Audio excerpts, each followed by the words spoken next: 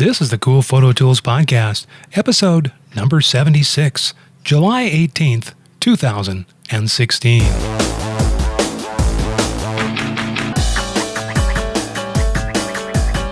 Are you sick of trying to learn all the new photo software? Are you tired of hearing about the next big thing in photography? Well, neither are we. Welcome to Cool Photo Tools with Jay Piersdorf and Rhonda Spencer. Today's program is brought to you by Skillshare.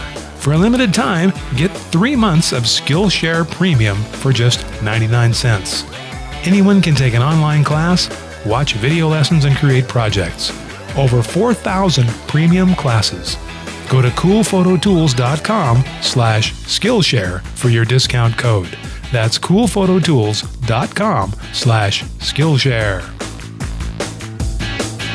Welcome, cool heads. Welcome to another episode of coolphototools.com. My name is Jay Piersdorf, and in the back, my co-host, Rhonda Spencer, hiding behind her computer and her microphone back there. Good morning, Rhonda. Good morning. Good morning. So what's going on in the world of cool photo tools today? We're roasting to death in Tucson, Arizona. We're either roasting or drowning, just depending take your on. pick. It's our monsoon season, so Yeah. we're getting some rain, we're getting some sun, getting a lot of sun. Getting a lot of even sun. more sun, a little bit of rain, a lot of sun. A lot of sun. Okay. What do you got for us already today? Anything? Yeah. This is one of those that's kind of like a, what? This is called a thinguma. Okay. I know. Could you believe this? But what does it do? What does it do? It's a camera tool plate remover for doing your little tripod plates that you can put on your key ring and always have like a little screwdriver. Wait, this is a screwdriver. I know, this is a keychain screwdriver. It is, but they've designed it so that it works. Designed by photographers for photographers. Yes. It's a Come handy on. photographer Allen wrench. I don't know. How much is this? I don't know. Let me look. I'll tell you. I'm not sure about this. $20. This looks like a screwdriver $20. to me. Oh, it's a $20. It's a $20 keychain screwdriver. All right, what's their website in case you have $20 you need to spend on a screwdriver? All right. Let me go back. Hold on. Let me go back here. You're supposed to have I this do ready. have it. I just switched over to the wrong one. It's actually thinguma.com. Okay. Right there. Or Thinguma. Thinguma. I don't know. How do you pronounce that? I think that looks like thing. Thinguma. Or Inguma. Thinguma. Thinguma.com. I don't- Thing. Okay. It's, See? All right. Thinguma. I don't know. I don't either. Where do you find this stuff? I know. Don't I find really interesting stuff? I mean, Jay finds all the conventional stuff. I find the stuff that's like, what? Where'd you find that at? That's pretty flippy. All right. Is. But look, it's made in the USA. What does that tell you? There you go.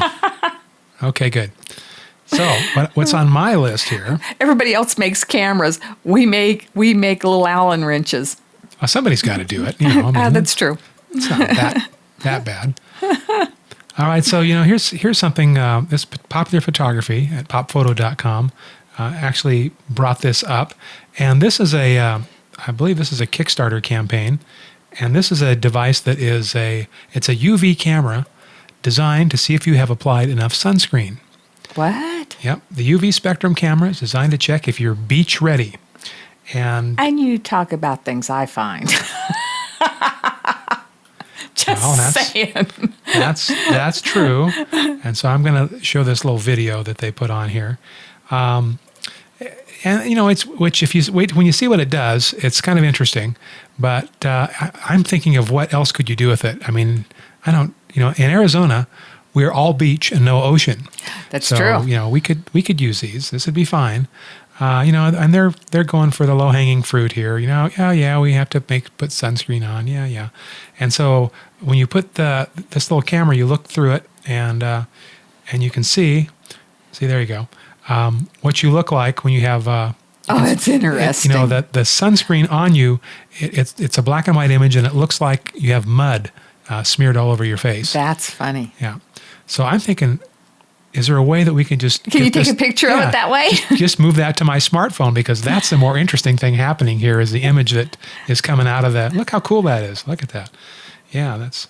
How funny is that? Yeah, you can get a video of putting the sunscreen in. So that's called the Sunscreener, Sunscreen, letter R. And I'll put a link to this in the show notes so you can get some of these on your own. You can see. I like the finished still is a lot better. I hope you can. I do too. I hope you can take a still of that, because that's the more fun thing to do with this. That looks a lot like it'd be more fun. Wouldn't that be fun? That'd be that would be really a party gimmick. Like, here, everybody put sunscreen on, then I'm gonna take your picture. You look like you've been playing in the mud for sure. That's for sure. That is for sure. All right. Okay. What do you got next? What do I got next? This is a My Passport wireless Wi-Fi mobile storage device. So it's a wireless hard drive that actually has a slot that you can stick in, and let's see right here, built-in SD slot. So you take the SD card out of your camera and put it directly into this hard drive, and then it makes a backup? Right, wirelessly, out in the field. Okay. Which is pretty handy. Yeah. Just recharge your battery and keep going, like it says. Okay. Sometimes when we're out there shooting, and especially if you do weddings or whatever, it's nice to have something that's going to have a backup. So you don't want to necessarily clear your card, but you want to have backups of your imagery. I think that's pretty cool. That is. Just something different. I don't know. Where do you get these? This one, hold on one second. And by the way, they come in 2 terabytes and 3 terabytes. The 2 terabyte drive is $229.99, and the 3 terabyte drive, which is a no-brainer for another $20, is $249.99. WD store, their Western Digital store, we'll link to this in the show notes. And actually, look, they've got them. The promo price right now is $179. Although it's out of stock, looks like everybody liked the $179 price. Okay, well that could be useful, depending on what you're doing. That would be. Or say you're out on vacation and you only got a couple of cards and you want to be out in the field and be taking pictures. I think that's a pretty good idea. All right. That one I would buy. So have you been following this? There's a photographer named Steve McCurry, and he's very famous. He shot for National Geographic and a lot of famous stuff. And he did the Afghan girl photo, with her green eyes that you might remember from the National Geographic cover from years ago. Very famous. And he's got all kinds of stuff. And then there was been somebody discovered, on one of the photos on his website looked different than one that he had published, and so they noticed that he had done some photoshopping to the image. This comes to us from petapixel.com, and so I'm going to show you this image here that he took. This is one of them. This is a bunch of boys playing in the water here in I'm not sure which country this is in, but anyway. So if you look at the one of the published photographs here, and then you look at the one from his website, you can see that there's a boy in the background who has been photoshopped out right here. You can't see this on the iTunes version, but it just makes the composition a little cleaner. He kind of, you can see him partially behind the head of one other boy. Right, makes his subject stand out better. Yeah, and I don't even know that it's a big deal. It's kind of an arbitrary Photoshop decision that he made. Anyway, so he's taken a lot of heat because he has, they're finding a lot of these that they think have been Photoshopped, or they're finding evidence, in different versions are showing different things. So I'm going to have to say, stop it. Yeah, I'm saying get over it. Yeah, Photoshop is a tool. We need these tools, just like the artists and painters, they need brushes. Photoshop is our brush. We manipulate things to make an artistic vision of something. So here's what I'm going to recommend. I'm going to recommend that all photographers put a disclaimer on their website that says something to the effect of, I use Photoshop. Any photo that I have produced and you may look at, Photoshop or some image editing software may have been used to enhance the image or to bend or shape it to my artistic vision. And because of that, I don't want to hear anything about it. Yeah, it's you like, don't get like it? over it. Go somewhere else. Look at something else. Yeah. Who cares, people? This has gotten just stupid ridiculous. Yeah. You know, It has. The only time that this should be even remotely an issue, you know, if it's some kind of a newsworthy photo that that the Photoshop that's been done to it, you know, could change the meaning of it. All right, I can see there. You can, and then at that point you should say, this image has not been altered by any digital means, in order to preserve the newsworthy edition of it. So we could put these disclaimers on them if we need to, and apparently we need to, because you know people are getting all excited about this. Here's another photo here. These are some people that are caught in a monsoon rain, and they're getting soaked, and they're on a there's like 4 people on a 3-wheel bike here, and the one man in the back, where he's kind of got a little head merger going on here. He edited him out so that it makes a little cleaner composition. Does it change the meaning of the image? Not really. There's another person in the background that was taken out, you know. And these people over here in white clothing, a little more distracting. You see there's a white thing here. It's cleaner with those gone. It simplifies the image, you know. So, what do you think, Rhonda? Oh, I think it's stupid. Okay, so there you go. And we, as a Cool Photo Tools, we are the last word on this. Well, I was just looking on here because I wanted, and the one that I was trying to show that was working out the best. Let me do this, because there's a lot of very famous images that have been photoshopped through the years. That I was trying to get some of them up. That if they want to complain about, you know, it's like there's a lot of them. Look, Yeah. Okay, here we go. Here, let's look at this. This is on mic.com, mic.com. So, look, Lincoln. Yeah. They photoshopped Lincoln's head off of who's on somebody else's body. Yeah. So there you go. Off of a Southern politician John Callahan's body. Look, we took and put Grant on a horse that was never there. You know? So this has been going on. Yes, and we're talking, these are historical pictures. Right. So, okay, look, Stalin. Stalin didn't like this guy in this picture. Took him out. Hitler. And this had to be done with airbrush, so there was some real deliberation on these back in the day. Like Stalin, Hitler never shied away from doctoring up a photograph. Yeah, So, yeah, here we go. So I think they're trying to hold these guys, photographers, to a higher standard. Now, we didn't really ever have that standard, people.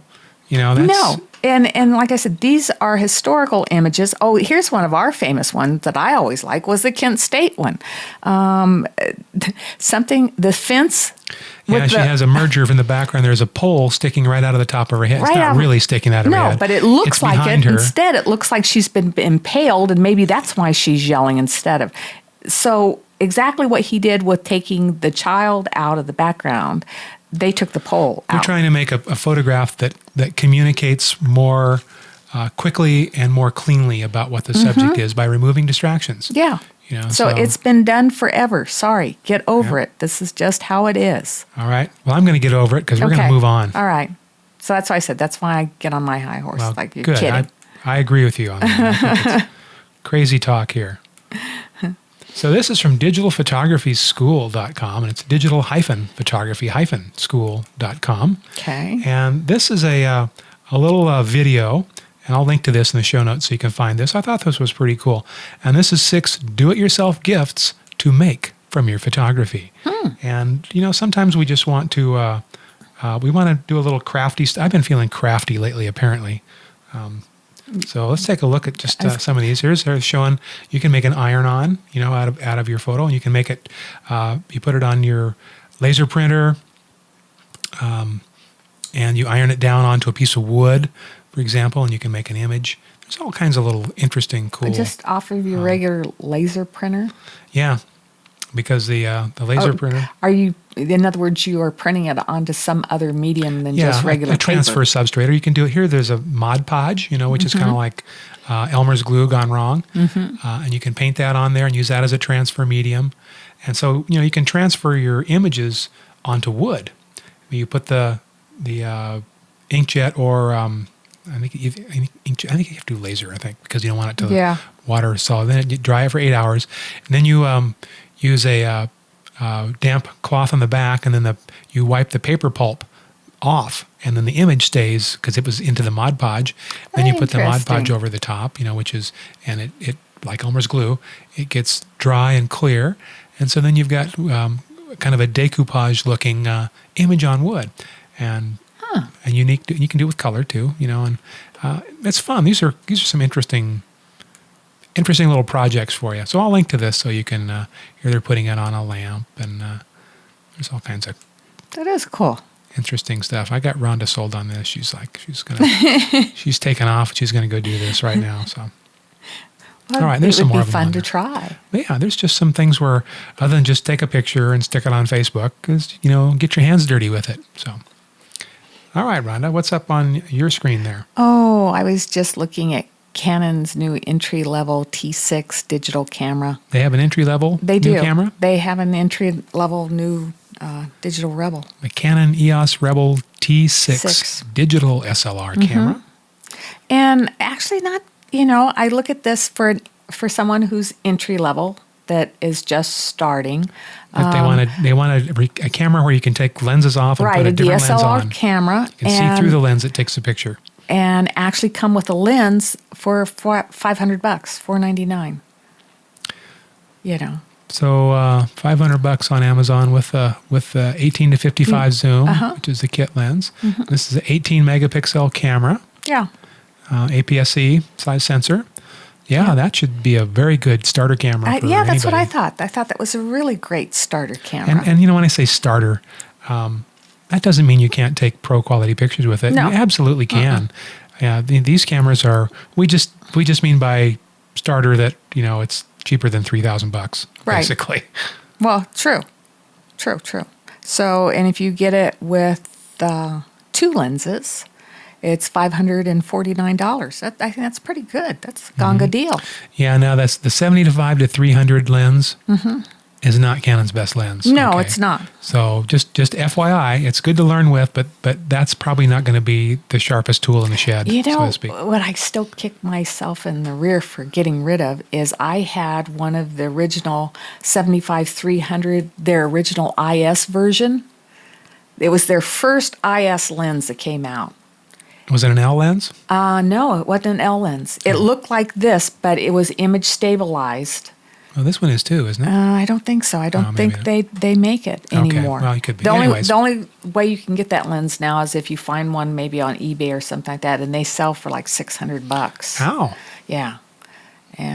But it was a great lens. I mean, it was sharp, and it was their very first image stabilized lens that Canon made.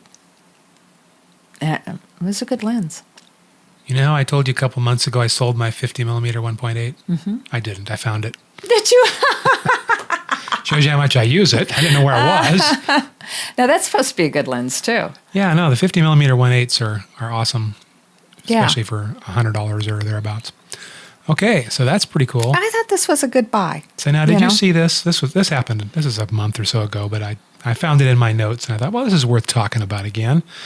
So you know what green screen is, right? Right. It's where they use the green screen. Newscasters, the weathermen use this. There's just a big green screen, and then they superimpose the weather map on top of it, and then you can see with a transparency effect that they do in video. They make it look like the weather map is on the wall and the newsman is standing in front of it. Well, this is the Queen of England, and she wore an outfit that was the same color as a green screen. Oh no! And that was a mistake for her. Well, I don't know if it was a mistake. She looks quite good in it. I think it's pretty nice. But let's take a look here. So anyway, this is on demilked.com. This, you can find this a lot of places, but these are just some things that people have done. They took the original green screen and they put all kinds of different video overlays on it. Just kind of having fun with the fact that she had an easy to customize outfit here. There we go. There's some kind of fun ones on here. They've put movie screens on her dress, and people have had a lot of fun with this. So I love that. She's colorful there. Yeah, there's the video test pattern on her dress. There's a dog. That's quite a nice one, actually. They've made some of these are quite attractive. Yes, they have those printed up and made. Anyway, so that was a lot of fun. You got to watch what you do when the photoshoppers are out there. I like her in the yellow and red there. It's pizza. Is that pizza? Pepperoni pizza. Oh, sorry, you can't see it from here. here. But yeah, it's in that big of a pattern. It's pretty good. Yeah, I think there's some real fashion choices here. Looks like a Big Mac. Big Mac, yeah, burger, and some cat heads. All right, so we could do this all day. Fun with the queen. Yes, that's right. So what else you got, Rhonda? So I looked up that lens. Look, see? It's still. Oh, it's okay. So it's their first ISUM. Well, this one's only $368. It is. It's not bad. Okay. But that's the good one. That's what I say. Like the one that 75 that came with the kit. Not the same. No, that lens you can get for about $100. Yeah. And the image quality is not nearly what this one is. And this was a really, really good lens. Mm-hmm. It was a little noisy, as I remember, because of the motor in it. How some Canon lenses used to clunk a bit. But, yeah. I would rebuy this lens. It's handy. It was for $300. It wasn't a real big lens. Well, particularly if you had an APS-C sensor size camera, I think that would make sense for you. So here is digital-photography-school.com. Weren't we just there? Where? digital-photography-school.com. I think we were. I found another thing on there I thought was pretty interesting. Okay. So we're just going to take a look at that while we're here. Okay. And this is I'll link to this in the show notes so you can get to this. 12 common newbie photographic mistakes to avoid. And I bring this up because, when I teach classes, I see this a lot. And it seems like to me, if you just knew what the mistakes are that everybody else made and don't make them, your stuff would rock. You would really be much farther ahead as a photographer. And it doesn't ever hurt to look at these, as a seasoned photographer, just to kind of remember, that, oh yeah, I probably shouldn't do that. So real quickly, centering everything in your images, putting the horizon line dead center, that's generally bad. That's not good. Yeah, so you want to put, the horizon line to the top a third or the bottom third, depending on whether your foreground or your sky is more interesting. Here's another one that people do. They cut things off at the edge of the frame, and it's usually body parts, but if it's animals, sometimes that too. So here they're showing a picture of a full-length picture of a woman standing out in a field. She's out standing in her field, and they just chopped her off at the ankles. The bottom part of the frame just cuts her off at the ankles. That's a strange, arbitrary place to cut. It is. So you're going to include 90% of the body, but you're just going to cut it off at the ankles. Now, how would you make a decision like that? Put the whole person. I can see you can want to go head and shoulders or full length. Wasn't thinking. Probably there's no reason to do that. I don't know. It's weird and it's off-putting, to me. Okay, and so here's another one. Where nice portrait of a girl standing with a bucket and a period dress in front of a brick wall, and they've chopped her toes off at the bottom. It's just like, didn't think those were good enough to include in the picture, so we just cropped them off right there. So you want to put the feet in. And there's a whole bunch of these on here. I don't want to do them all, but some of these have examples that are kind of fun. And here's another good one that people do is taking a photo of a subject from a common viewpoint. And that's usually about wherever you're standing up. You don't think about getting down on your knees, shooting from a lower angle, maybe either laying that on or the not ground. looking at the background that's behind you. Yeah, and that's the other one that people do too, is that they don't see what's in the background. Yeah, you need to look behind. All right. So anyway, I'll link to that. And in the show sometimes notes. all it takes is a step to the left or the step to the right, and it'd make a much better picture. Yeah. All right, Rhonda, you're up. Okay, so this is a tripod that claims it can hold up to 220 pounds, and it's just a little tripod. And I'm not quite sure. Who's got 220 pounds worth of stuff they're going to stick on a tripod? I know. That's what I thought too. You should do something else. You're not suited to be a photographer if you're going to put 220 pounds of crap on a tripod. I know. It's a 100-millimeter tripod. All right. And did you get a picture of this thing? Because it must be built like a tank, huh? It is. It's like this. These. There it is. See these? There it is. A little short thing. It is built like a tank. This is an Enduro. Uh-huh. G1HH100CP. Mm-hmm. Ooh, $400. $400. And how what's the extension? How big does it get? I don't think it gets very big. It's not meant for that. It's meant for weight for whatever reason, and I'm not quite sure what you would put on it at 220 pounds. Huh. Isn't Well, that's different. Okay, this is endurogear.com. We'll link to that in the show notes. If you need a small, squatty tripod that you can stand on, even though you are built like the Incredible Hulk. See here, there's pictures of it. It's nice looking. It looks like it's really well built, which it should be for $400. $400 you'd expect. Okay, see, there you go. Yeah, there's a guy laying on the ground with it. Uh-huh. Like so. Looks like he's got a gimbal mount on it. Yeah, it looks like it doesn't get much taller than about 12 or 15 feet. No. Feet. Inches. Inches. Sorry. 12 or 15 inches. It is interesting because it's got like little suction cup type feet. That's easy for you to say. Well, no, it really wasn't. Okay, well, interesting. I mean, you're looking for wacky gear. It's out there. Well, I like that part. I do like that you can lay it completely flat. Yeah. Okay, I like that.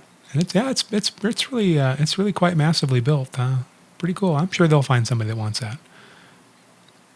You know, if you like doing low photography, probably of landscapes, they're showing how the little feet actually can just...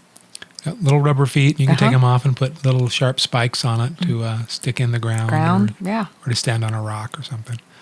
Yeah, that's pretty standard tripod stuff. It is really quite the only thing I can say sturdily made. It's a heavy-duty tripod. Yeah. So there you go. Okay, so again from our friends at Petapixel, there's a little collection here of 3 animated shorts about the lives of 3 early photographers. And these were commissioned by the San Francisco Museum of Modern Art's animator Drew Christie. Actually did these. And these are pretty darn cool. I didn't think I was going to care about these at all. Oh. But, here they're talking about Henry Fox Talbot, Edward Muybridge, and Carlton Watkins. They have some unique stories, and I don't think I'd ever heard some of these, and we're talking, these are classic photographers, that, and they're kind of pencil sketch animated drawings. They're not Disney quality, but they're kind of fun to watch, and they're engaging, and you'll learn a little bit about each of those 3 photographers for your photography history. All right, Rhonda. Okie doke. I'll link to that in the site so that everybody can go back and take a look at those, because it's worth your time. They're fun. So the end of July, Sigma is looking at that it's putting out a new camera. The SD Quattro. Yeah. Quattro. It's supposed to have super fine detail. Body priced $799. Do you have a picture of this? I sure do, right here. So with lens, that's the only thing that you can say about it. This is from bhphotovideo.com. They're showing 29 megapixels. This has the Sigma's Foveon processor that they have touted so much. Mm-hmm. And this is an APS-C size sensor. And this is with the lens. So $999. Okay, so this actually, I'm going to back up and say, well, this could be kind of cool, because this actually has removable lenses. This is mirrorless. Right. Mirrorless. Mm-hmm. Yeah, so they want to get in the mirrorless fray, and they do make lenses, so why not make a camera body that can use them? Yeah. And and the price. That doesn't seem bad at all. That's what the Sony 6300 Yeah. was. So, and that was only 24 megapixel. Here we got 29. Mm-hmm. And then you have access to. So this is this special Sigma SA lens mount that it's unique to their line. So I thought that wasn't a bad price. No, it isn't. It's actually very competitive. Uh-huh. It'd be interesting to see. Is anything else special about this? What It's got did the electronic they say? viewfinder. Let me roll down here a bit. 3.6 frames per second continuous shooting. That's kind of anemic. Since the Sony does 11. Yeah. So not too much going on there.